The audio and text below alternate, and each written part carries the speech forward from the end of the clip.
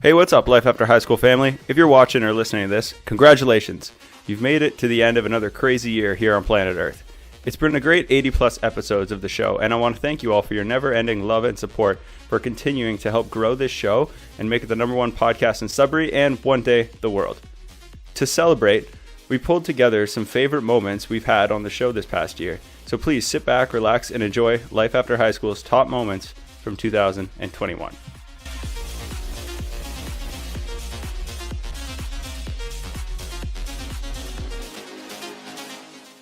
How Rob Ramsey landed Blue Mountain State. While I was in university, I landed a show called Blue Mountain State, which we were shooting, which I started shooting, I think, in my second year.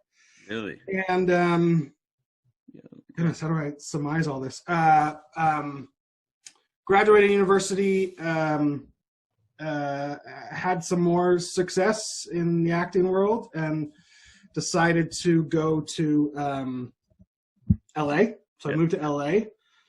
For a few years, and actually I should preface that by saying I was gonna go get my master's in acting. I was fortunate enough to be accepted to the New School University in New York City, and almost went there, but they had a stipulation where you couldn't do outside work while you were in school, because you become a product of their teachings, and they want to really craft you before you're released into the wild world of acting. And I had already started booking stuff, so it just didn't make sense. But I became intrigued about moving to the States. And so I moved to LA, lived with my buddy Alan Richardson, who played Thad in BMS for a few months, and kind of went back and forth for a bit until I decided to really give it a go. And moved down there full time for a few years, and then I hated LA and decided to move back. For many reasons, for me, it just wasn't for me. I didn't find that there was any sense of community. Everything's just so spread out, and I was doing a long distance relationship that whole time, so that didn't help either.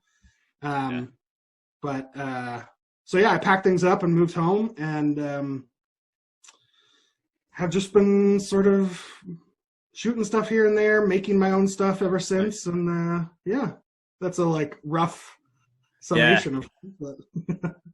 And so that's crazy though, because my cousin played football for the Acadian team, but I can't remember what years.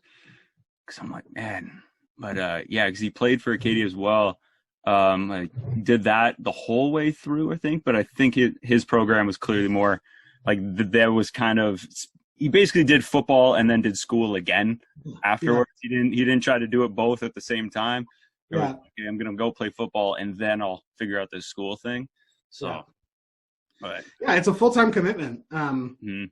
Not like most schools, I think you have to maintain a certain grade average, and then you have practice just about every night, and then games, and you got to study and watch the tapes, and So I guess what I'm wondering with all that is, what were some of the biggest challenges that you faced when you were, let's say, when you're in your, kind of like your mid-20 range there, like figuring out kind of what to do? I guess what I'm wondering actually was, what kind of inspired the move to LA? Was it was because of the role in BMS?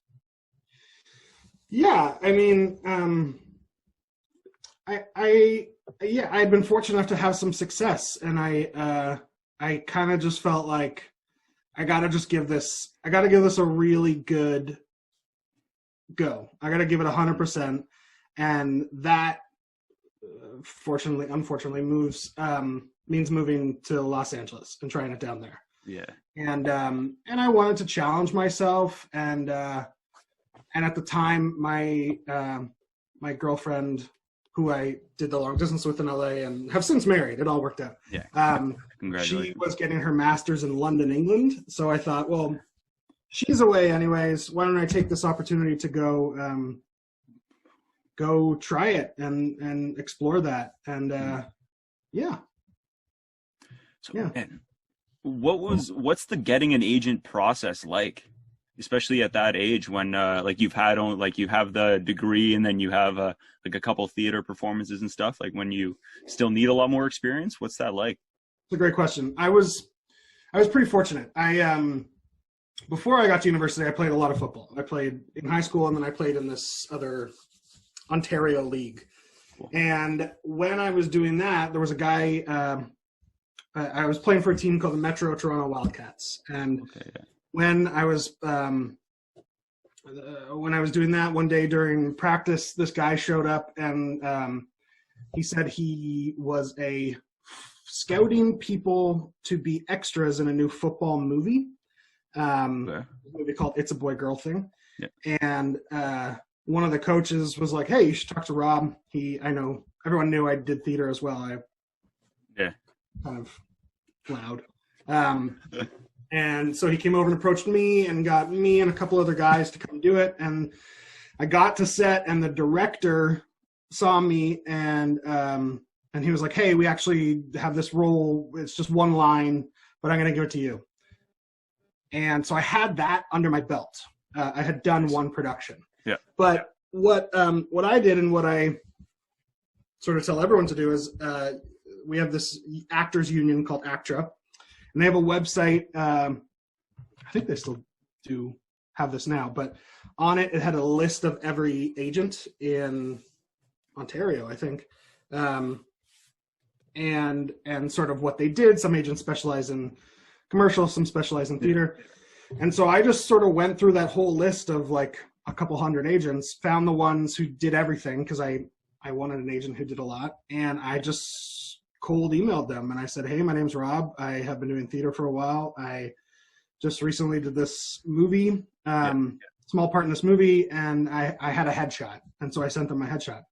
Probably sent out about 300, 200, and heard back from 10, and met with 5. Nice. And then met with 2 more of them again, and then eventually chose my agent. And I was fortunate enough to sign with one of the great agents in Canada, Rich Kaplan, and nice. And I've been with him ever since. He kind of just took a shot on me, and you go in as when you don't have that much experience, you have to go in and do cold reads for them, which essentially means that they give you a script. Yeah.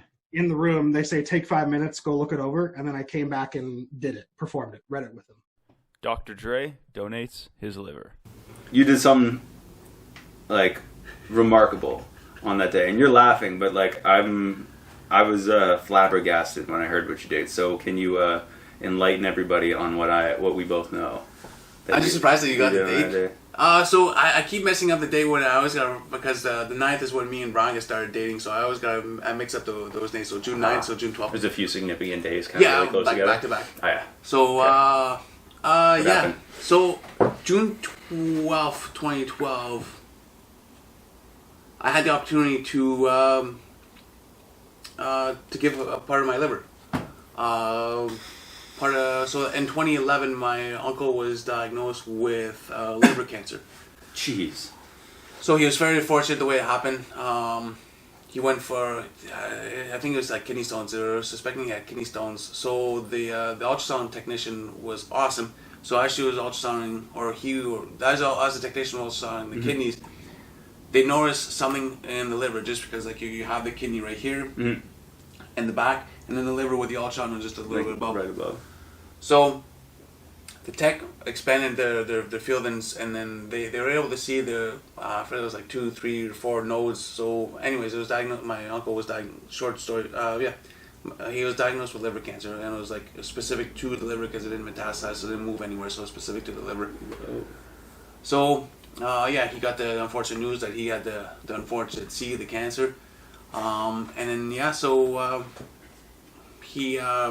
he underwent certain steps, and my aunt Linda, she found out about live liver donors.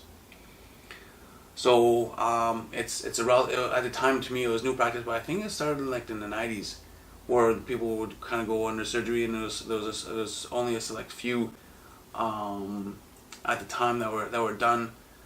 So I was able to. She went through the testing. Unfortunately, she wasn't a match for my uncle.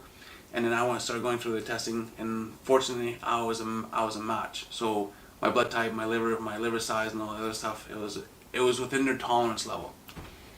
Okay. For me to become a match. Yeah. And so there's a few things that I had to do because of my diet at the time. I just crushed sugar all day and a lot of grains and stuff like that. So I had what they call now is a non-alcoholic fatty liver. So I had I had fat within my liver, so I had to lean that out. So I went on like an OptiFast diet. So I think I lost something like 40 pounds, and so the only thing I was drinking is like these OptiFast shakes for like three months. Sounds ridiculous. Yeah. Oh, it was brutal. Veronica and my mom and my dad probably just hated me. I was probably the biggest jerk to them for the longest time. Oh yeah, always hungry. Always hungry. Yeah. Only. Oh no. Going from like 2,500 to like 3,000 calories down to like 900 calories. So I was probably brutal. Yeah. So so everything worked out, and I was cleaning out the liver, did all the stuff that I had to do, and I had the opportunity to give up part of my liver to give to my uncle. So they took out like the right lobe, and then so they cut me open, kind of went in there, took the section that they needed from me, gave it to him, and then my liver got to regrow. Interesting that I can do that. Yeah, it's just like skin, so it's really two organs cool. I can regrow is the liver and that one. So so now I have a different version of a liver than most people, but it still works, and it's awesome. And so 20. So we're coming up on 10 years of him still being with us, and he's cancer free and all that other jazz. Amazing. So next summer we have decade. Yeah, next summer will be a decade. Yeah, June 11th, 2022. Yeah. So, but I'm just surprised on how the research has come along, because just about a year after me, Toronto General celebrated their 100th live liver donor. So 10 years ago, and then now, Whoa. So it was relatively new at the time for Toronto General. Is that not scary? Like, were you not like? What was that process like when like you're like, oh yeah, like did all you guys decide to go get tested to go see if you could all donate, or just my aunt and just me, because it's a relatively expensive process, right? Because we have to go for like blood work, MRIs, CT scans. So that's what the process is, eh? Like MRIs, And then I got stabbed twice for like a liver biopsy to make sure that my liver was up to snuff and it was healthy. Yeah. I'm not in the medical field, so I'm a little unaware of what those terms are. They took a biopsy, so they just had to take pieces of my liver. So like I'm just going to meter just because where the camera is, so they just went between my ribs with like a needle about yay long. What do you mean like yay long? That's going through one side out the other. It looked about that long. So they went probably felt that long. Yeah. Oh no. So I'm not too sure if they did an incision, so they came in between my ribs and just kind of jabbed my liver, and they pulled tissue samples out just to see how the quality of my liver. Yeah, that happened twice. So yeah, there's just different things that happened twice, by the way. Yeah. Ooh, no. Because they had to see how, at the time, because I had the fatty liver, so they had to see the content of it. Because it's if I remember correctly, if it's over 10% of fat in the liver, as soon as they take the liver out and they put it on ice, the fat will destroy the rest of the liver. So all the efforts that I did, it will be wasted, because as soon as they put it on ice, the liver's dead. Just because the way the fat will harden or whatever, and it just destroys the liver. Fat just ruins the liver, right? Yeah. Oh, man. So yeah, so I had to get it under 10%. So I was able to clean that out. Joe's favorite experience in Latin America. In my intention to like learn, I ended up going and spending my first kind of 30 days at a Spanish school. So in a small town of Colombia called San Carlos. And wow, I had the intention to learn, so I'd go and ended up, it was a workaway. That's a platform where you can kind of exchange whatever services or volunteer work for food and board, which is nice. Workaway? And Workaway. It's workaway.info. I highly recommend it as a tool and a almost community as well for connecting with opportunities that are volunteer specific, but allow you to whether extend your travels or really connect with people. It's a great, highly recommend it. But that's cool. Yeah. So in San Carlos, the Spanish school, Danielle and Camilo, they're two Colombians who in 2016 had left kind of working in Medellin, the bigger city there, and went to go start their own Spanish school. And in in one of them's hometown, and their passion for the language, but also just the amount of fun that and the authenticity that the experience that they created, where you're learning Spanish, you're spending a couple hours a day doing Spanish, doing homework, conversing in the town, but then the town is surrounded by nature. So in the afternoons every day we'd go and hike to a waterfall, swim in the river, go canyoning, big hike. It was really incredible experience that I started the trip there. I did 30 days, and then I went back to Colombia and to visit there, I think 4 more times. So spent about 10 weeks total visiting and just really embracing and falling in love with that part of the country. Wow. At what point living abroad into that did you make the jump to be a facilitator? Was it like a year in, or you were living there for a couple months, you decided, or you went there specifically? No, so it ended up being about a month in. So I had the month at Spanish school and kind of knew I would have the intention of, I was in Colombia. I was okay, I'll make my way either north or south. I was kind of figuring out as I went. And that's when this was late 2017, in December of that year, ended up going to Quito and doing the training to be a facilitator in Ecuador. So that was pretty quick turnaround from there. So I had the training there. Then I actually went home back to the States for Christmas time, and did another type of training. I did a yoga teacher training for a month. Cool. I think on your trip, I think we probably did a couple classes. I remember doing one. If we didn't have an activity like Wayusa in the morning, then yoga. Yeah, it was yoga. I think I did 4 of them, but there was an activity like all day.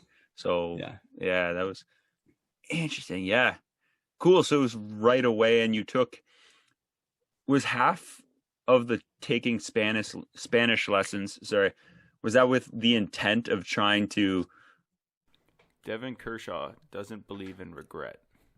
I don't actually believe in the word regret. So that's tough, because I think like you make choices, and I trust the choices. I trust the choices I made there and then. Interesting. In my life. And, the cards, it's easy. Regret is easy because you can always have hindsight and look back and go like, if I would have done this, but like, but I trust myself enough. I trust myself enough to think that like, if I could go back in time with the information I had at that moment, there's a reason why I made that decision. If I could jump in the DeLorean and take a time machine back in time and do that choice again, but with all the knowledge I had at that time, I'm pretty sure I'd make the same decisions too. Yeah. Wow. So really that leaves very little room for regret, because there's not a lot of choices. There's a lot of choices I wish I'd made differently, but I made them with the information I had at the time. And you got to kind of trust those decisions, or else life is pretty miserable. Yeah, no kidding. It's easy to go back and go, well, what if I did this? Or if I had the game of what if, it's never ending. And you end up in like a really miserable pit. Yeah, totally. And you didn't do it. And it's not about what if. You had choices, you made choices, and we can't go back in time and redo those choices with what we know 10 years in the future, 5 years in the future. Like that's just not how this works. So it's a waste of energy, I think. That's fair. It's an interesting way of looking at it. There's not believing in regret. So now with that being said, though, kind of bouncing off that, do you have, because you did touch on it briefly, where you said you have like times where you're like, if I look, disappointed at the end of the race or whatever, or felt really good. But do you have a most memorable and least memorable or least favorite time from, it could be like just an elite level event, like it could be a world championships, it could be an Olympic games, like it could be whether like a team or a U performance, like a least and a favorite one. Yeah, I mean, like I don't know about a favorite performance necessarily, but like I got like I was actually left with feeling like what if those what if feelings and at the end of 2010, like when the Olympics were all said and done in Vancouver, you know, I thought our team in general made some big mistakes. Like, I mean, we fired a coach at the end of in the spring of 2009, and hired a new coach that had never worked with me or our team before. 10 months to go before the Olympics. Like, this is ridiculous. And there was a lot of energy wasted with like some training camp organization. Like, people were a little bit frustrated that, we didn't feel like some of the training camps were communicated effectively, and we had different ideas. We thought Fitness should be a lifestyle, not a hobby. Hygiene and appearance, putting clothes on when you go out the door. I always found it strange when I meet somebody and I'm like, oh, like, what kind of things are you into? They're like, oh, I like going to the gym. I'm like, that's not an interest, that's a necessary step. We don't hunt and gather anymore. We don't get to spend all day doing hard work. We don't have a lot of farms. We sit our asses at desks all day long, and then we sit our asses in a car, and then we go to sit to recover from all the sitting that we did. You better be in the gym. So at least take ownership over your experience and master it as much as you can. And it's not complicated. It really isn't. Especially now when we have Instagram, TikTok, YouTube, you can learn all of the anatomy. Everything. Right? You can, like, YouTube University is like a joke now. Right here. Right? And figure everything I need out ever. And that's all it takes. You Ridiculous. don't have to take a master's anatomy class to understand how the lats work. No. But, buddy, when you start to understand how muscles interact with the movement and what you should be feeling, you are immediately in the top 5% of aptitude in the gym, because everyone else is floating around, guessing. They do the Stevie Wonder. They walk in and they just sort of look for a machine that's available, and then they go do it. They don't know what it's for. They're not programming anything. They do cardio all day long. They lose 30 pounds the first week. They think that they've made the new diet. They don't realize they've just sweat out all of this water, and they're just going to be gaining weight next week. So, master your craft and take health and fitness seriously, because we're conditioned to focus so much on money. You have to have a job. You got to have a six-figure salary. Get your RSPs, get your TFSAs. Don't forget to get your dividends on. Like, all this stuff doesn't matter if you're sick and broken. Yeah. It just doesn't. If you don't have health, you don't have wealth. It doesn't matter. Interesting.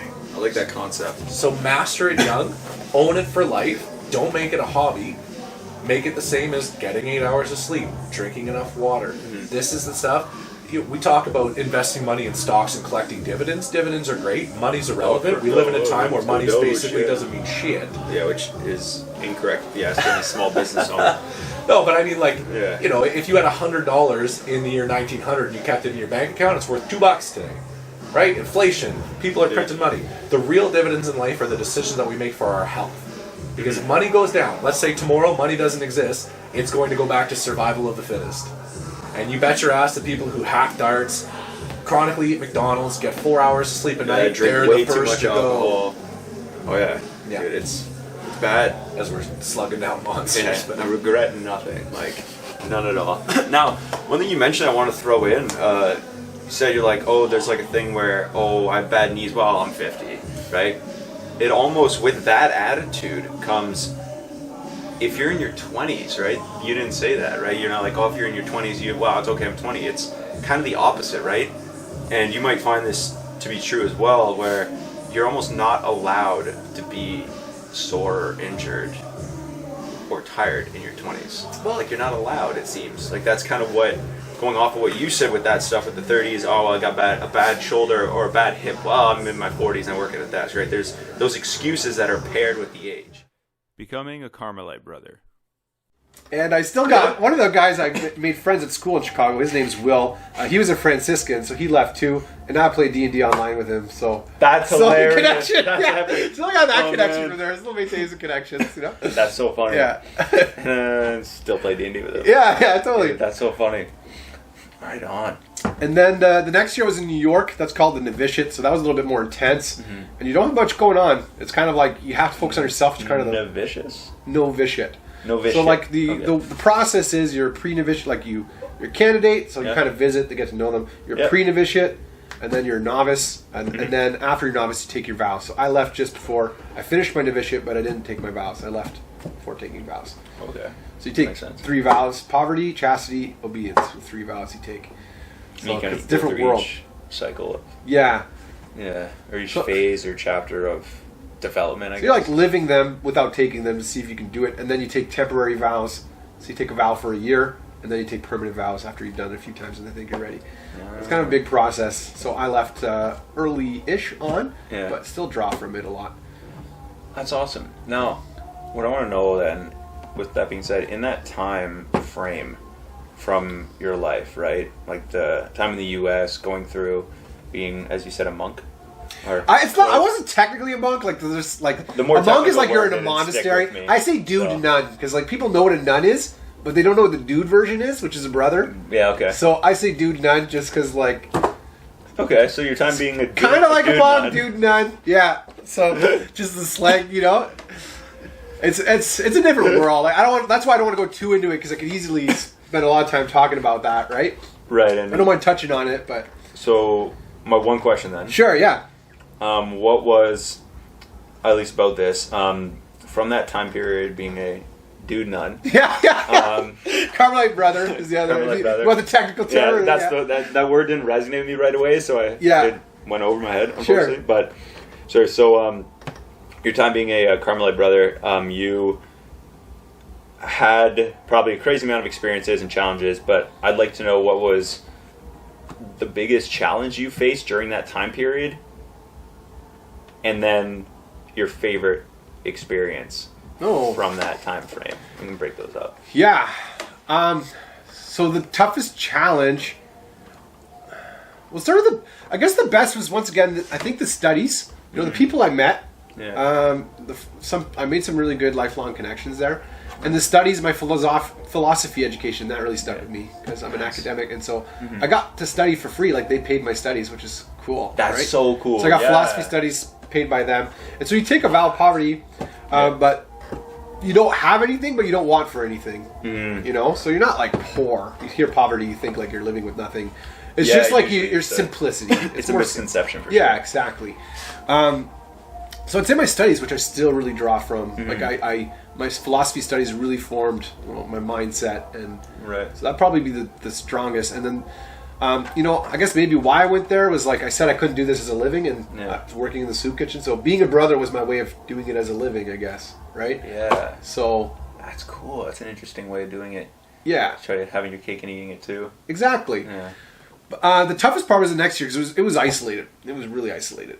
The second year, and it was a little more like monastic in style, and like this sounds insane, but like if you haven't guessed it yet, like I'm an extreme guy. When I go into something, like I want to do it to the max. So we had to do 40 days of silence. That was the hardest thing I've possibly ever had to do. It's like I don't think we're meant for that as human beings. Kind of broke me a bit. Yeah, definitely. Yeah. It kind of messed me up a bit, if I'm being honest. And I was like, I'm not a quitter, so I'm like, I'm in, you know? Yeah, no way. It messed me up. We're not meant for that. That's crazy. Yeah. We had moments, like dinner, we could talk, and like, we weren't supposed to have electronics. Like, it was intense, like 40 days of that, you know? So that was the toughest. And it was kind of dark and difficult and lonely. And, I wasn't a prisoner because it was my own choice. Right. But it felt that way. Yeah. Because I couldn't do the things I wanted to do. Like, I couldn't. So I left there, leaving that, having felt like extreme loneliness. Because if you're silent, you're not talking to anyone. It's extreme loneliness, you're right? Fighting with your thoughts. And so, like, I don't know, made me think like solitary confinement. Like that's just messed up. You know, people are meant for that. But mine wasn't the same because, like I said, I was free to leave if I wanted to, when I wanted to. I kind of just saw it as a stepping stone. But like I left after that because, like I said, that was too much for me. But also that led to me like going to visit prisons and stuff because I'm like, it made me think of people in solitary confinement doing that stuff. Like that's messed up, or like the loneliness people must feel there. I've done a bunch of stuff, and I kind of had like a different burnout again. Twice. We figured I'd learned the first time, but the second time was I'd say an empathy burnout, and I think those 40 days kind of fucked me up. If I'm being honest, they kind of messed with me quite a bit. Yeah. But like when you're wearing this piece of clothes, you got this brown robe. You look like a Jedi a bit. It's amazing the immediate trust that people put in you. It is absolutely insane. And so people will come up to you randomly and just tell you their deepest, darkest secrets, the worst shit they've ever done, the most traumatic stuff they've ever experienced. Like, it's a piece of clothes, but to them it's a symbol, and it's insane. It is absolutely insane. It's humbling, because you got to be careful, because that's a lot of power, you know? And, like, I was uncomfortable with that amount of power, if I'm being honest. Zach's crazy experience with suicide. What is an example of something that comes to mind when I say, like, a challenging thing? Like, just kind of been like, there you go, Zach. Oh, man, like, so, like, I don't know how deep you go. Like, oh, you can go as deep as you want, dude. It's your show. It's your episode. When I was, I finished my second year of university. Yeah. Like, I passed everything, but I knew that, like, I was just like, yeah, this is not it. Like, I wanted, like, I'm just not feeling it, right? Yeah. So I was, like, kind of deciding to go to, kind of making the switch over to college. That summer, like, basically between, like, me leaving university, like, finishing exams, and then, like, jumping into college at Cameron. So my mom had been dealing with depression for, looking back on it, probably a really, really long time. Yeah. But, like, at the time, it was 3 months, right? Yeah. Like, so my mom was, like, she was a school teacher, and then she eventually became, like, a principal, which is a fairly, like, it's a high-stress job, and she was, like, at, like, basically, like, an end of town that was a very rough area. Like, just a lot of issues where, you know, you've got a lot of people that are struggling themselves, where it was just, she took on a lot of work, right? Yeah. So I got home one night. My mom had been kind of, you know, basically, like, severely depressed and, like, out of work, where she was, like, actually, like, for the first time in my life, like, my mom didn't go to work. You know what I mean? Like, she had never even taken a sick day. Yeah. First time, like, 3 months she's been off on, like, sick leave, essentially, right? I get home one day. I get a call from my dad, and he's like, hey, I'm just trying to get a hold of your mom. Like, do you want to just, like, see where she's at and shit, right? I'm like, yeah, cool, whatever. So I, like, go down and basically try to, like, look for her phone or, like, see if there's anyone home, because I, like, literally just pulled up, right? Get inside. I, like, where my parents' room was, like, you'd walk into my house, there's, like, a hallway to the right and then a staircase to the basement. As soon as you got down the staircase to the right is, like, my parents' room. Mm-hmm. So I, like, run downstairs. I, like, open the door. Yeah. I'm like, I'm still on the phone with my dad. I'm like, no, like, she's not here. Like, I don't know what to tell you. He's just like, okay, well, just, like, can you see if she left a note, or, like, because she was supposed to go to, like, some friend's place for, like, a fucking Zumba class or some shit, right? Like, it was, like, some random shit. Yeah. Like, apparently she really did not want to go to this Zumba class. No. So I walk into my mom's room, and then, like, when I turn the corner, like, my mom had committed suicide, so she was hanging, like, from her bedroom ceiling. So obviously, like, I'm 20 or 21 at the time. Like, and, like, I had a very sheltered life as a kid, like, in the sense where, like, I had family members that had been going through struggles, but my parents always kind of kept me and my brother out of it, right? Like, where it was, like, there was just, like, something wrong. But we never addressed it. Like, I didn't know what, like, mental health was. I didn't know what depression was until I saw, like, my mom getting sick. And then I definitely didn't know what the fuck suicide was until I walked in and my mom was hanging from her ceiling, right? So, like, that's a huge experience. Like, especially, like I said, being a very sheltered kid where, like, I didn't drink for the first time until I was, like, probably, like, 16 or 17, because I, like, managed to, like, sneak out. Maybe 16, let's say. Right? Like, I was an older kid. Like, I was, like, let's say, like, a late bloomer when it came to, like, life experiences, right? But then it was, like, I got punched in the face. Yeah, right away. Right? Like, right away. Right, so it was a big shock. That's a big punch in the face, man. Yeah, so, like, you know, not exactly the, like I said, she just really didn't want to go to a Zumba class, but who can blame her?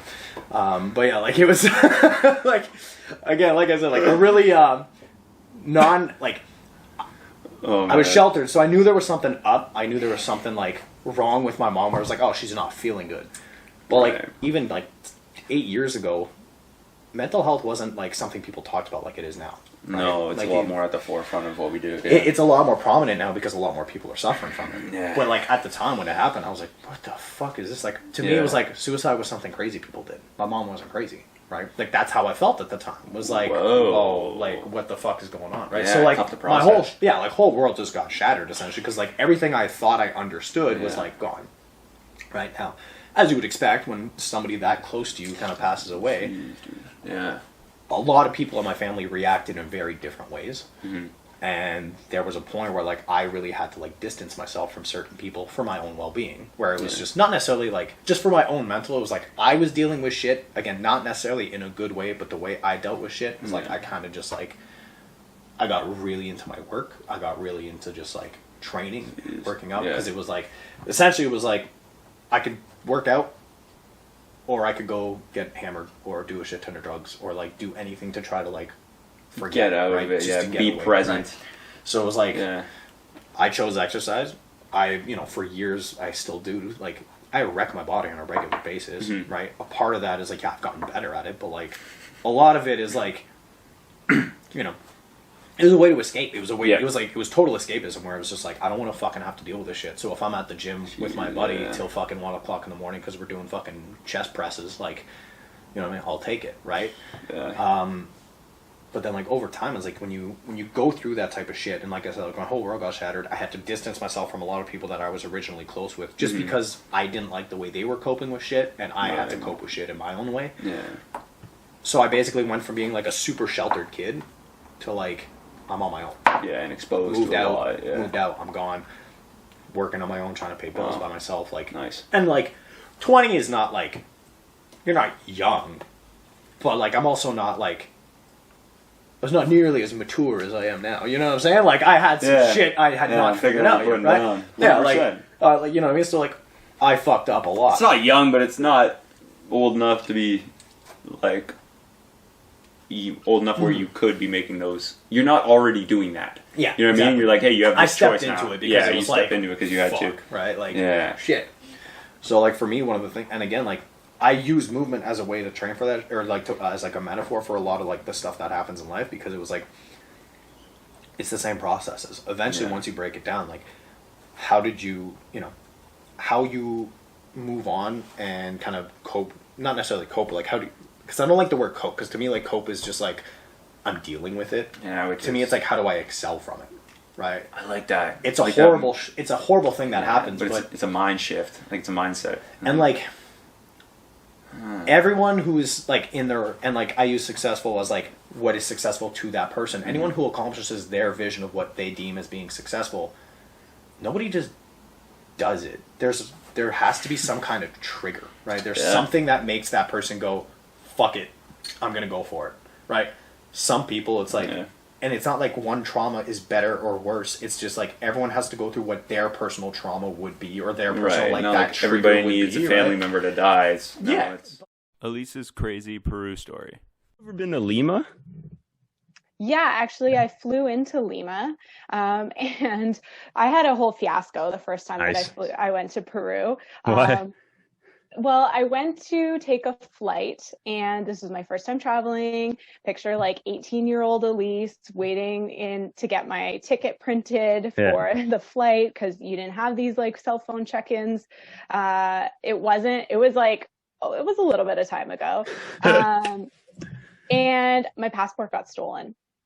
Come on. Yeah. So I was standing in Buffalo Airport, so I wasn't even in Canada, and my passport was stolen, and all of the money that I had to do this trip in Peru. What? Yeah. Oh, how does that happen? I know. So somehow, by the grace of whatever, I was able to get back over the border with my mom and get a new passport and get a new flight and figure out how I was going to get to Lima. So I ended up getting to Lima really, really early in the morning. And as an 18-year-old female solo traveler, you try not to get places at, anytime at like 1 a.m. or later, because the streets are dark. You don't really know where you're going. There's a lot of like assumptions about like a solo female going around. And I probably looked like a baby. I probably had big wide eyes and was, just such a target, but everything ended up being fine. However, I had booked a equivalent of like a limo to get me to where I was staying that night, so that I could meet up with the group that I was traveling with. Yeah. And got into this thing, prepaid for it. I was the only one, and there was the driver. Yeah, the driver got lost, pulled over to the side of the road in the middle of nowhere in a neighborhood to like call his buddy. That's so terrifying. So scary. So scary. Of course, I don't speak the language. I didn't really understand what was going on, and you don't have service. You don't have anything like that. I couldn't figure out where I was. I have learned a lot from this moment. However, this was a good introduction to traveling alone. Yeah, and like what can go wrong? Yeah. Oh, So eventually the driver figured out where he needed to take me and took me there, and it was fine, and I got there and great, no problems whatsoever. But there was a good 10 minutes of time there where I was like, I don't know why he's calling someone, and I don't know what's gonna happen. This, what, I have no idea. And by this time it's like 1:30, 2:30 in the morning. So yeah, middle of the night, not even morning yet. That's my. See, in a city, in a country I've never been in. Yeah, language you don't speak. Isn't that your job to know where you're going as a driver? Like the one thing you need to do in order to be a good driver, and like the minimum requirement should be know where the end destination is. Weird. Yeah. I don't know. I feel like in some places there are just so many little streets and alleyways that have addresses that you just wouldn't really go to necessarily. But I mean, yeah, it was a scary circumstance, to say the least. No kidding. So then I like that though. That's funny that the first attempt to Peru, you didn't even make it. You had to go back and then redo it. And then, no. Yeah, that was my introduction. It was my introduction to traveling. It's how stressful it can be. I learned pretty quick that, you have to really take care of yourself. You can't rely on other people when you travel necessarily. And that's really freeing in a lot of ways, because you always know where your own stuff is. You're never having to worry about someone else, and you kind of fend for yourself. And I'm not saying that in like a everything is terrible kind of way. I'm just saying it as a, you're responsible for your own thing. And I think when you live in like the society that we live in, you don't necessarily always have to fend for yourself. There's always something that you can get some help from a friend, if you have roommates, if you have a partner, if you have parents or something. But I was really in a situation where I had literally nowhere else that I could I could ask for help. And that was my introduction basically to travel. And I think it was a good introduction because everything ended up being fine. But it kind of colored in a good way what I felt was my responsibility to myself, to keep myself safe, to keep myself informed of where I needed to go moving forward. Interesting. So then, wow, that's really cool. That's a pretty sweet story. Yeah. Wow. So, because I was going to ask when you think of Peru, what is one thing that sticks out to you from that experience? But sounds like you answered that question just with that. Like that's crazy. Unless there is one thing. No, actually, that's not really what stands out to me. Usually that's what I'll tell. Like, I mean, that's a good story. You got to get at that, right? But usually when I think of Peru, I think of the trek that I did. So when you go to Peru, a lot of people do the Inca Trail, right? And everybody knows about the Inca Trail. Yeah, well, you have to book that thing so far in advance. Like Machu Picchu? Yeah, to get to Machu Picchu, to do that, because they only allow a certain amount of people on the trail, and you're only allowed to do so many people in Machu Picchu at a time. All those things. I mean, it makes sense for safety reasons, for like conservation reasons, of course. One. Yeah. I just didn't get that option. So I did another trek called the Laris trek. And that trek, I think it was 4 or 5 days, but it wasn't as traveled. There weren't as many people on that trek, but it was very similar, like beautiful scenery and hard trails. We did have porters and people cooking for us when we went to all these different places, so it was quite luxurious. Wow. And we'd have like our tent set up when we got to the end of the area, and there was altitude, and there was rain and cold and beautiful sunshine, but that was hard. It was really hard, but it was one of the more beautiful things I've ever done. And that was probably where I found my love for trekking in other countries. And trekking as in hiking, camping, staying in like chalets or bunkie type situations while you were going, because you see a totally different side of the countries that you're in. A lot of time people travel and they see cities, and the countryside and the the wilderness is where you meet a lot of really cool people. You have really good conversations with people from other places. What's that you can remember, maybe if not from that one, but from all your kind of experiences overseas or down south or south of the border, what is one that, not maybe that you've experienced, but one that you've heard somebody say, or story that somebody's told you, or a lesson that they've learned or gone through that has stuck with you, that just takes the cake at the top? That's a toughie. I'm not really sure. There were so many different stories. I think what really stands out to me as a general thing is people would tell me about the experience that they had going the places that I was about to go.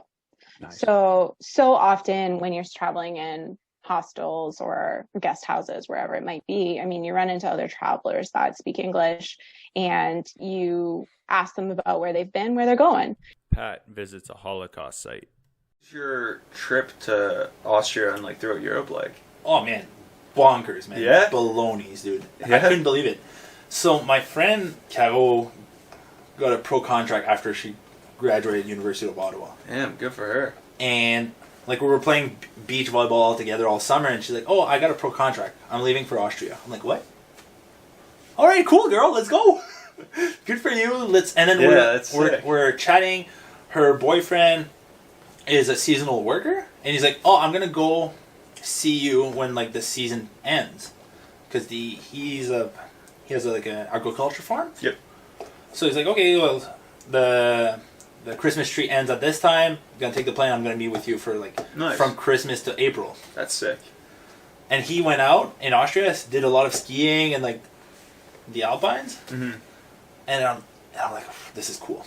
Let's do the trip." That's sick. Yeah. And we haven't seen each other. She basically, when she left for Austria, my girlfriend and I left for Sudbury. Most of our friends were still in Ottawa at the time. They're still in Ottawa.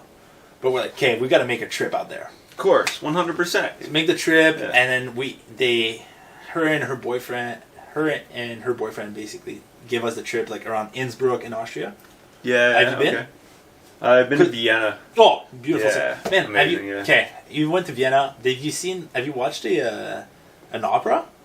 No, I haven't. Oh, no. dude. Okay. Yeah. So we basically, Austria, we did Innsbruck. We saw her game in Klagenfurt. Yeah. Hallstatt from Frozen, which was a beautiful city. Nice.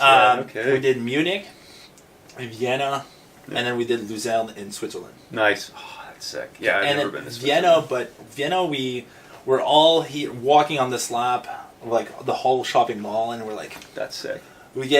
Someone hustles us for like an opera. Okay. And I'm like, "Guys, it's either a fuck yes or a fuck no." Yeah, we're either 100% down or we're not doing it. And I'm like, "Nah." I'm like, yeah. My friends are like, "Okay, we're doing it." I'm like, "Okay, I'm gonna follow." Okay, if you're in, dude. Yeah, nice.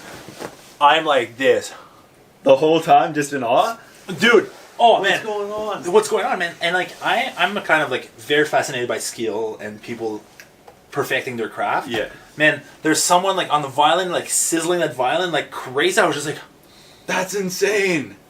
What the? Oh, yo, for 2 hours, man. I couldn't believe wild. it. Oh, couldn't man. believe it. That's sick. But the trip was so cool, man. Like, you see such a different... And, like, it made me appreciate so much more what we have in Ontario. So we did that trip. Sure. We did that trip. And it's basically, like, we were traveling, walking around with our friends and, like, shenanigans every day to see and, like, travel. Which was great. It's the way to go. And with basically no plans, small ideas of what we wanted to do. That's perfect, because I think the way I'm similar to what it sounds like you are when you're overseas or traveling anywhere really new that's not where you were born is, and even I try to do it a bit here, but it's tough here, right? Especially where you grew up. But it's when you don't have a plan, it means anything can happen. Yeah. Right. But if you're like, no, we can't go watch the opera. We got this reservation at the.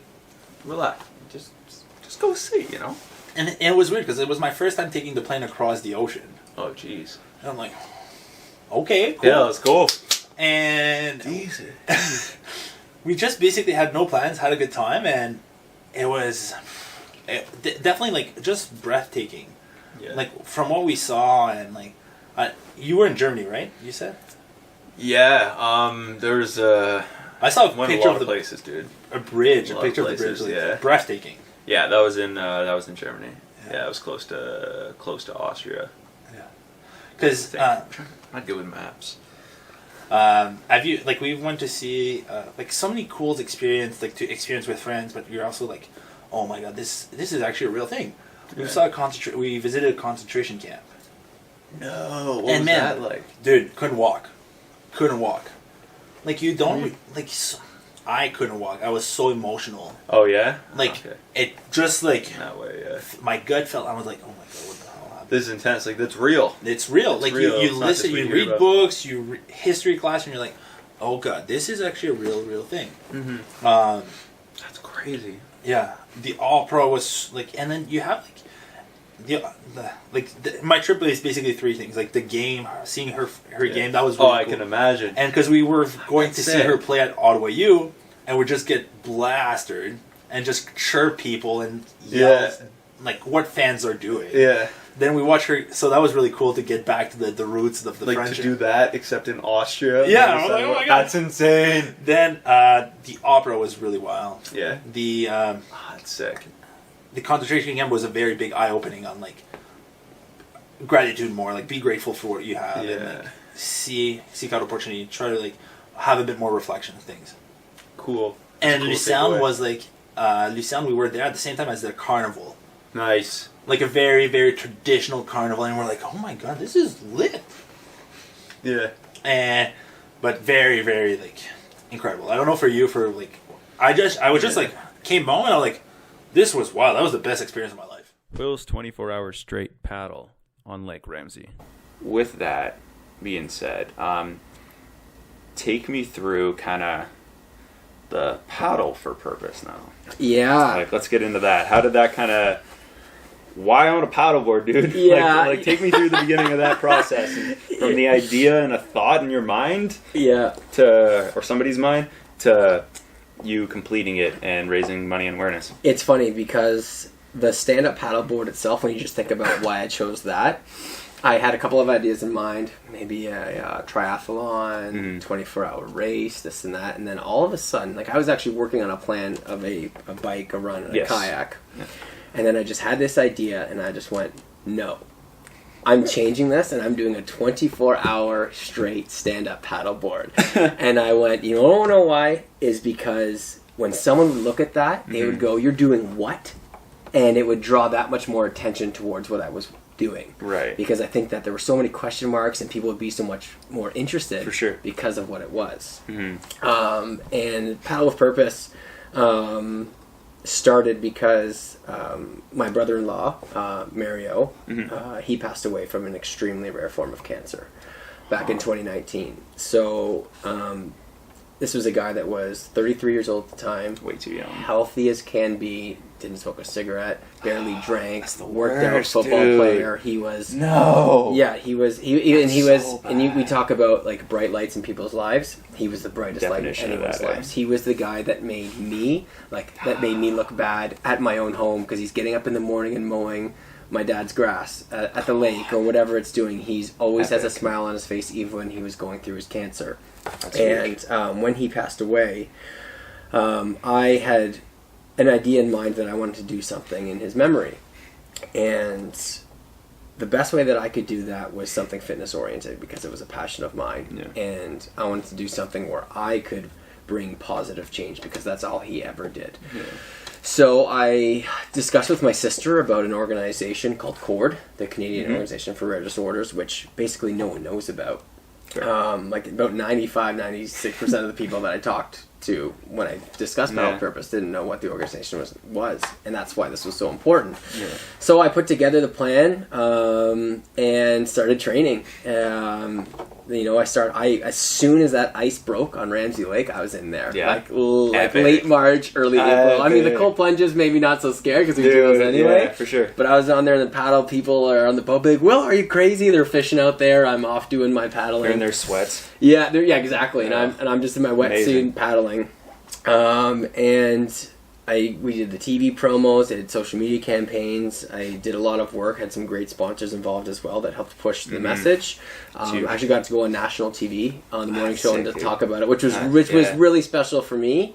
Not only was that special for the fact that it was able to get that word out there, but in my career, that's huge. That's the top that it goes, right? That's the dream for sure. That's sick, so, dude, especially doing it for something like that. Exactly, and I was so passionate about it because it was so meaningful to me.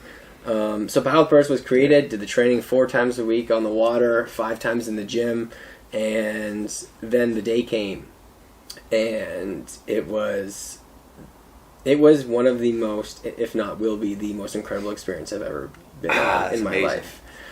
For multiple reasons. There was so much built up energy and emotions for 7 months. You know, the training, the thinking about what it's for. And I'm an emotional guy, and Mario and I were extremely close. So I was able to see through that paddle the support that I had through my family, through my friends here, through companies that provided the boat, money, whatever it would be. Ramaco was providing me with like the board, you know, like all these companies that stepped up and understood my purpose. People like Matt and Chris who came on the support boat, my girlfriend Jerica who was there throughout the 24 hours. Amazing. Just the energy levels that were there and the amount of support that I saw gave me a new sort of feeling that I've never felt before. And then I went through the paddle, and I had people coming out on boats, handing checks, people waving at their docks, waiting for me to go by, all lined up at Bell Park from the beginning, middle, and end, just waving, like giving their support, seeing the total money that was raised, and then always going up, and just seeing how just doing that fundraiser could positively impact this world, and seeing the community come as a whole, just showed the true power of what we can do when we want to do something positive like that in this world. And it was so powerful to me to see the impact that you can have, especially when you're working together. And that was the biggest thing for me. And there was a few moments on that paddle, I think it was at hour 18, 19 when I was paddling, you know, and we had a lot of fun. The boat had like a slide on it. The support boat people are going on and off of that. But there was like this window between about like 18 and 21, 22 hours where I got into this groove where I was just thinking about Mario and paddling. And given the year that we've had, it's been, COVID is everywhere. All these things are going on. There's so much going on in your mind. For those 3 hours, nothing else mattered in the entire world except for the paddle and Mario. And looking across at the boat, I could see Pat and my girlfriend Jerica, and they were staring at me. And for 3 hours, there wasn't a word said, and we all shared that energy for the moment. And it was intense. It was so intense, and they could feel what I was feeling without having to say anything. And it was just paddling. It was just paddle. That's huge. Thinking about Mario, and it was. It's heavy. It is heavy, and it was extremely special. And that's a moment that we'll share. And then a couple hours later, everyone comes out. And I see all my friends and family, and as we're paddling in, there was a nasty surprise at the end. I didn't know my mom was going to be there, so my girlfriend had linked up with my mom. I know. Come on, dude. So there she is. That's who you hugged right out the gate. Right out the gate. So I'm paddling in, and I actually don't even see her first. Okay, I don't even see her. I just hear a very distinct. And I'm like, you're like, you knew, eh? I know it. And then I was keeping it together, and then as soon as I heard that, I just started bawling. Like I lost it. I thought it was gonna be okay, and it was okay. I love to feel my emotions, and I got off the board and I just cried and I just hugged her, and like to this day I'll tell her that is like a special moment that we'll share for the rest of our lives. You can't buy that. No, you can't. You can't recreate that. Nothing. No, and it was amazing, man. Like going through that whole experiencing and seeing the support and knowing the impact that I could have, like it was life changing. Richard bikes 250 kilometers on his birthday. I don't even want to drive there. And I hear like you say you biked around it, and you did it for camp quality, correct? Yes. Not crazy? Okay. Yeah. So, take me through the beginning of that. How did that kind of come to fruition? Because that's epic. Let's go back a year. So I touched on the bike rides that I did in Quarterbrook. I did a couple 100-kilometer bike rides. Yeah. and then that went dormant again. It kind of down below. So last year on my birthday, I said I got to do something. I want to do something big. So I said I'm going to go to Manitoulin Island, just me, just by myself. Nice. I believe I asked a few people, but on last minute's notice, not many people want to go bike 120 kilometers. No. So my previous personal best was 120. Nice. So it was my birthday, so a little over, probably, I guess a year and a half ago at this point. I went to Manitoulin Island by myself and mapped out a route. Was 127, I believe, which was my personal best by about a kilometer. But I just wanted to beat it, just something new on my birthday. Yeah. Nice. And then I just fell in love with riding on the island. So then this year, like talking to Will about his challenges and things he was coming up with, I really want to do something. Nice. And then I'm like, you know what? I think I might bike around Manitoulin Island. And then I was looking at the map, like, I think I might bike around all of Manitoulin Island. You're like, hey man, if I'm gonna do it, I'm gonna do it. Yeah, like if I'm being honest, like it started as a very, not necessarily selfish. Like I just wanted to do it just to do it. Mm-hmm. And then Matt approached me and said, you know, why don't you join on and help me out and do this for Camp Quality? And yeah, definitely. Amazing. Hands down, no problem. Yeah. So I'm glad I was able to do that and help out Camp Quality. And it definitely gave me an extra push. Just thinking about that. I can imagine. So yeah, I thought about that and I mapped it out. And being from Newfoundland, I love the island because it feels a little closer to home out there. Yeah, versus just being here. Yeah. Oh, a little, eh? Yeah, a little bit closer, amazing. Yeah. Michael is diagnosed at birth with IPEX syndrome. Is that when we were born, we were diagnosed to a rare disease.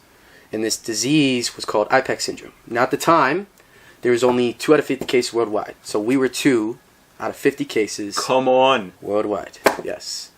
And because of that, they had no clue to what to do with us. And there's no one to blame here, but we were told I wouldn't be able to walk, I wouldn't be able to talk, I wouldn't be able to eat, I shouldn't go to grade school, high school, shouldn't be around people. So the way I come about it is I want you to think of COVID, okay? Okay. I want you to think of COVID right now, Gross. but times 20. Gross. And that was our life. Me and my brother's life. In terms of like restrictions? Restrictions, isolations. Come on, dude. Yes. Yes. No. Yes. To the point of where I was that guy and me and my brother were that guy where we would go to school and they'd have to Lysol our desks. And then we'd have to wear masks sometimes because if someone else in the classroom was sick, they weren't sure if our immune system could fight it. So therefore, it was a risk to even go to school. Right, because there's so little like research or whatever on it. Eh? And so to go to the core of what the disease was, and the reason why I brought up COVID was because our disease basically replicated that our immune system wasn't functioning normally. Right. So if we got a cold or if we got a sickness, instead of our immune system actually fighting it, we would actually hurt ourselves. Right. So it would be like a crisscross game where I would get a cold, and that cold would multiply because my immune system wouldn't know what to do with it. And on top of this, we weren't taking care of ourselves either. Right. So during the time of having this disease, we were isolated all the time, so therefore we didn't get out much, right? We also had other health issues that came across with this immune system issue because our immune system was so weak, so it would actually create things like brain tumors, arthritis, epilepsy, chronic kidney disease, lung disease, pneumonia. I could do probably 30 or 40 different kinds of symptoms or issues that our bodies would actually replicate because of bad lifestyle factors and also because of our immune system already being weak and the environment we would be in, right? Whoa. And so with this, we were isolated. Right. And we were, like how COVID is right now, Yeah. for me, for 18 years, and for my little brother, 10 years. And the thing I didn't mention was actually my little brother passed away at 10 years old. Patty survives 2 heart attacks. At home, Trent was there, and Leslie was there, and it was about just about midnight. And we were in bed.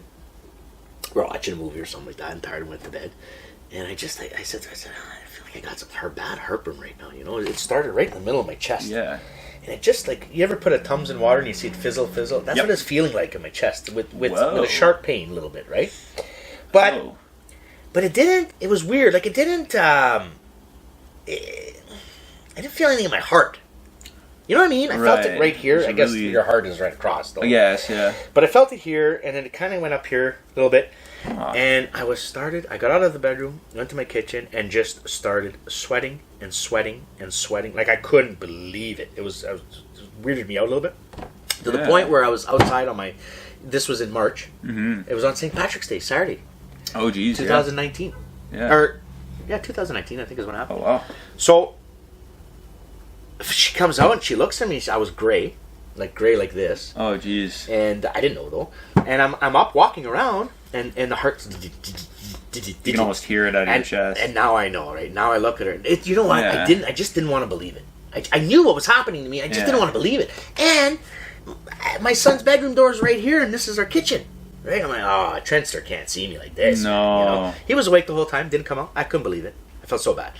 Anyways, call 911. She convinced. And I said to Leslie, I go, okay, you know what? You better call, right? But I didn't want to call Glen. I didn't want to call. I'm like, okay, it's just heartburn. It's just heartburn, right? You know, it's like that testosterone in the man. Yeah, it's an that ego thing for sure. It's but not a cocky ego thing. No, not at all. No. It was like I can't. This can't happen to me in front of my chick and my son. Yeah, it's not how you want them to see. Right? Listen, whatever, if that's selfish thinking, whatever, but... Hey, man, in that situation, you kind of got to be, right? You know, so... You get the right to. But also, too, and it comes to a point in those scenarios where you realize, oh, okay, I'm tapping out here, call 911, you get it, and I got it. Yeah. So they get there, and I sit down, they take my blood pressure, I'm sitting on top of my coffee table, they've given me an aspirin, maybe 2, and I kind of calmed down a bit.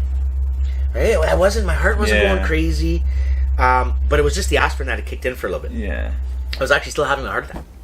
So even though they took the blood pressure and all that, and it was a little wonky, but it wasn't. You know, I remember the paramedics. God bless them all. There were 3 of them. They were amazing. Nice. And they said, "Listen, Patty. I guess you might have had maybe an anxiety attack, which I've never had. I'm not really prone to heartburn either, you know." But they kind of said that they would leave me in the house, but I think they were just saying that to me to appease me at the time, and they said, "Why don't you come with us?" Yeah. You know, it's like teasing a dog with a treat, you know. Why don't you come with us, and just to make sure. Well, sure enough, I go into my driveway. I die. They had to give me the paddles in my driveway. Come on, man. Yeah, flatlined. So Trent and Leslie are in the house, and they're like, "What the hell's taking so long?" Like they put him in the ambulance 15 minutes ago in my driveway. Yeah. I don't know this, right? I do remember this, though. One of the paramedics, older guy, I call him the Silver Fox. He was an awesome dude. Nice. And he was grabbing my hands where they put a needle in, the intravenous, and it wasn't done right. And he was squeezing it, hurting me. He was hurting me on purpose to keep me awake. Patty, don't go to bed. Don't go to bed, Patty. Yeah, and I would look at her. Yeah. I remember this going, "Bro, I'm good. And I passed out, right? But I didn't feel like I was dying. Right. I felt like I was falling asleep. Legit. Yeah. No pain, no nothing. The heart had stopped. I'm being a little dramatic here, exaggerating a little bit there, but so anyways, they leave my driveway. Yeah. I live in New Sudbury on Danforth. Yeah. Okay, off Falconbridge. Nice. They go up Falconbridge. Yeah. Turn right onto the Kingsway, my brother. Guess where they fucking stop again? Sorry, I don't mean swear, guys. They stopped at McDonald's on the Kingsway because I died again. Come on, man. I'm telling you. Now, I didn't see God, I didn't see devil, I didn't see shit, okay? So, there was no white light, there was nothing. I'm a little bit disappointed, you know? I thought I could have a chat with the big guy up there, but nothing to the like. So, they went to the hospital, and when I got to the hospital, I was awake and emerge, and I watched the doctor put the stint in me the whole 9 yards. He gave me shit because I was talking to him while he was putting the stint in me. No. I'm like, "Doc, look at that." I'm like, "Oh, I was really blocked." Hey, he's like, "Pat, you got to stop moving." But look how blocked I was.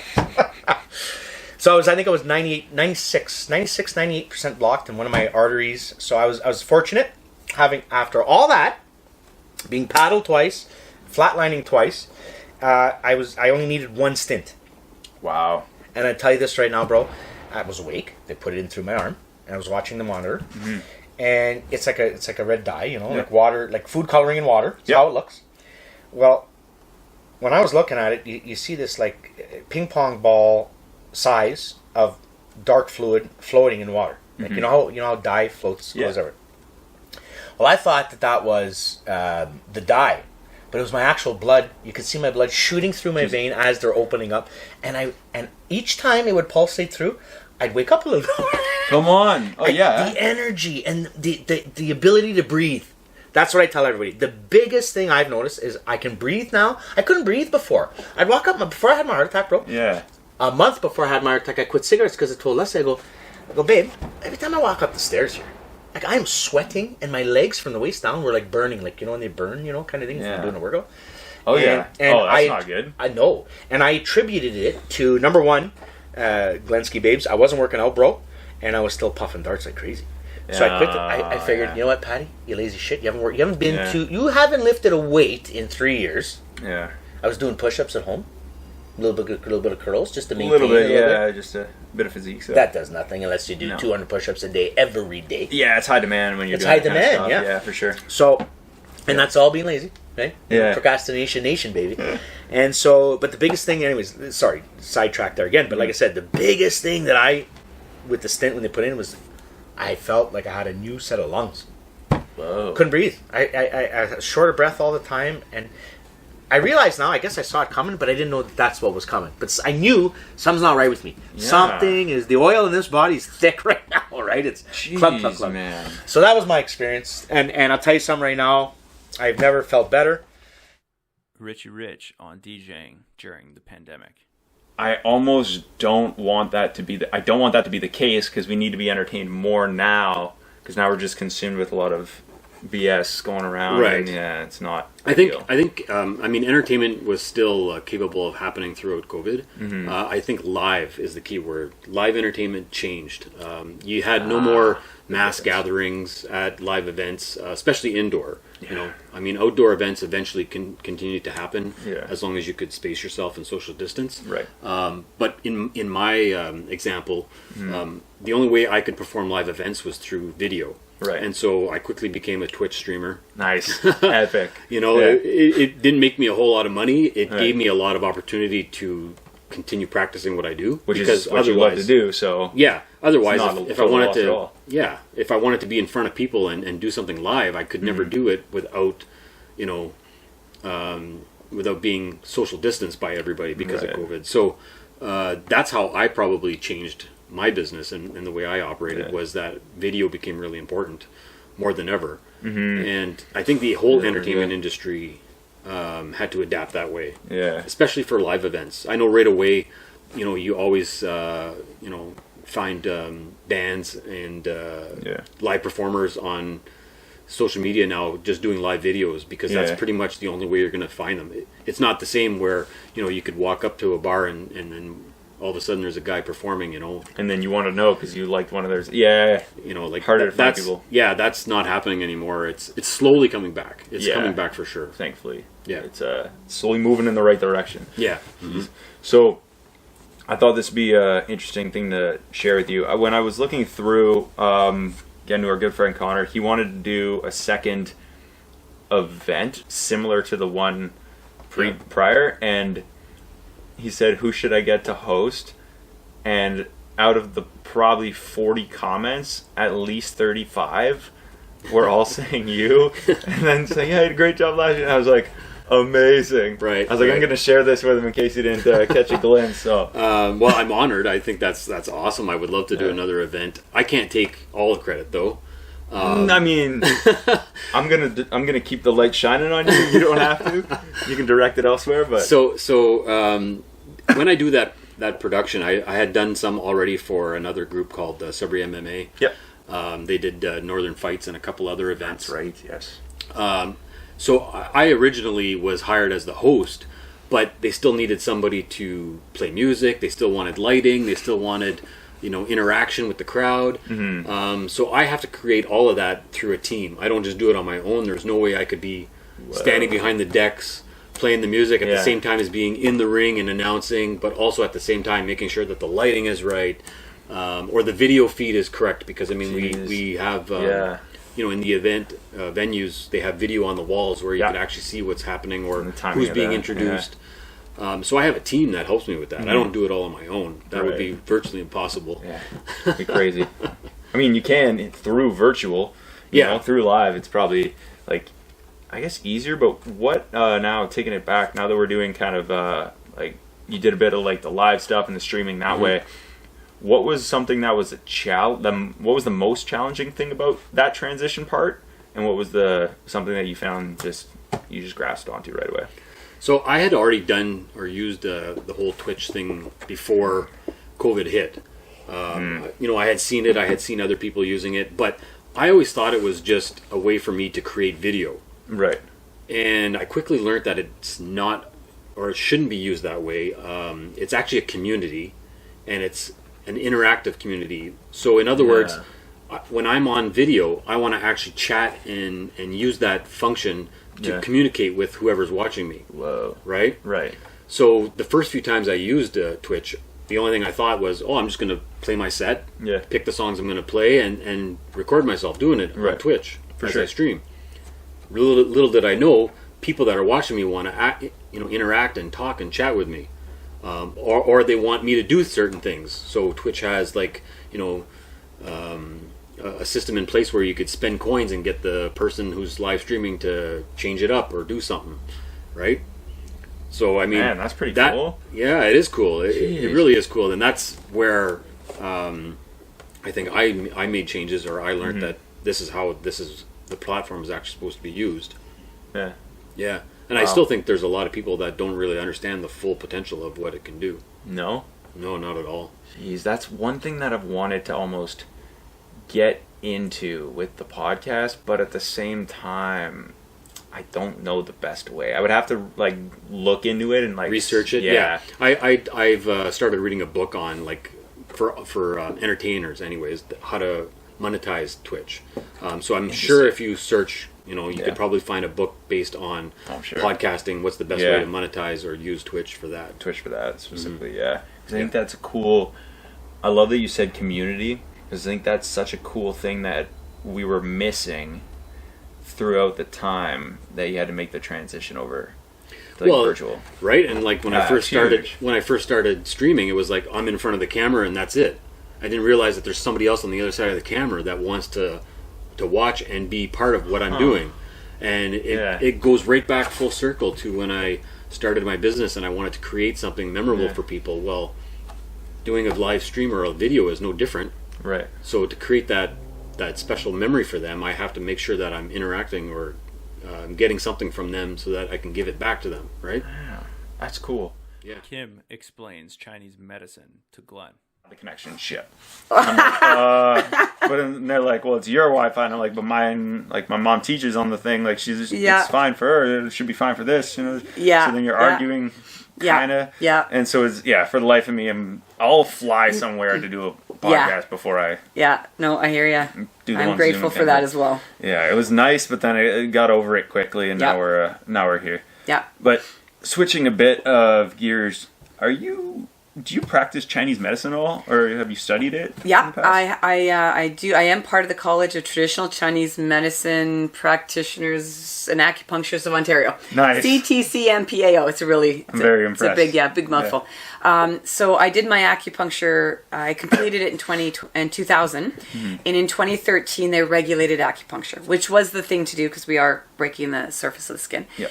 And then what they did was they allowed us to write a series of exams. And if you passed them, then they would grandfather you in to this Chinese medicine piece. But when I took my acupuncture, I just took acupuncture. Yeah. I didn't take traditional Chinese medicine. Oh. Right? Yeah. But the college is all of it. So it's the herbs, it's the diagnosing of the pulses and the tongue, and so it's a very it's a whole practice. Yeah. Right? And it's very, very different from Western, obviously. It took a little bit of studying and et cetera, but so I was able to keep my acupuncture license, and it's a big part of what I do, actually. Not the traditional Chinese methods, the acupuncture. What's an example of a traditional Chinese method of healing? So traditionally they work in meridians. Okay. Right? So their belief system runs that every ailment is either an excess or deficiency. There's a problem within that meridian. So we've got lung, kidney, heart, right? Yeah. So, and if you've ever seen one of those anatomical drawings with the meridians, you'll see the little dots and the lines that kind of run up. Oh, okay. Right. Yeah, So I know what you're talking about. they all connect. So when you look up, say someone comes to you and they're having trouble with fertility. Well, there is a protocol, or there's series of protocols, and there's also laws. So if one way doesn't work, you can work off of a different law. So it's very, very interesting stuff. Whoa. And then they give you the points, and sometimes you're simulating, sometimes you're dampening, and so you're working on what might be blocking. Oh, that's cool. Right? So really neat stuff. So fertility is a big one. And they work in like dampness and colds and so what their lungs are doing, what their pulses are doing, and so it's very different from. We say it's different, but when I went to write the exam, so in terms of heat, right? They say, okay, well, there's a lot of heat in you. Well, that to us that's inflammation. So it's not that different. It's just the language is different. Right? And then when you look at, dampness, well, dampness could be something from an infection to arthritis to, right? So think about being in a damp corner for a little bit. How would you feel? Right? Yeah. So we think of them very differently. Like a chill feeling. Yeah. But you can actually, if you understand what they're describing from thousands and thousands and thousands of years ago, all our medicine typically matches.